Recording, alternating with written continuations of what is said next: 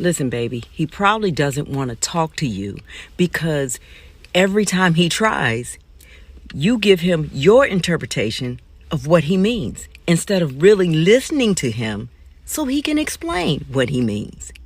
You try to pick apart everything he says and you go to the most negative thing that you can think of in your head and you push that on him. And that's not fair. Let the man talk until he's finished with no interruption, okay?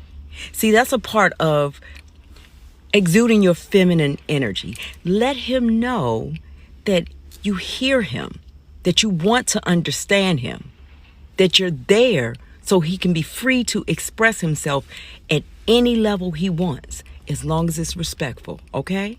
And you do the same. You can respect him by allowing him to just talk to you, okay? Ooh, very, very, very, very powerful video right there. She's absolutely right, guys. Why would you ask a man to explain himself and then take what he says, switch the words of it, and then tell him what he actually means? Why would you do that? It's very highly frustrating to a man. It's very highly frustrating to anybody, I imagine. If you told someone how you feel about something or what you wanted, they turned it into the worst case scenario and then projected it back at you. You probably wouldn't want to tell them anything else, right?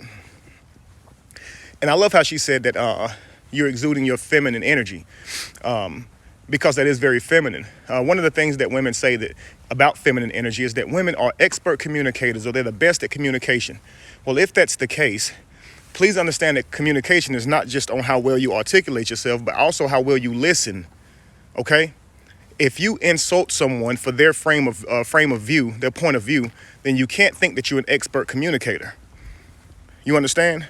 Why would a person feel free to communicate with you if all you're going to do is shame them for not saying something that you agree with? If you're an expert communicator, it shouldn't hurt you that people have a difference of opinion. You should be able to hear someone else's perspective and say, interesting, because you're an expert communicator.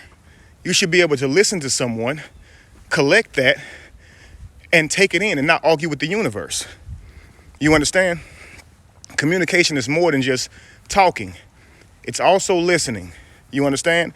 And if two people are trying to be in a relationship, you must listen. It takes two to dance, baby. Please consider that, ladies. Someone explains something to you, don't change that man's words. That man said what he said. Do not turn it into something else.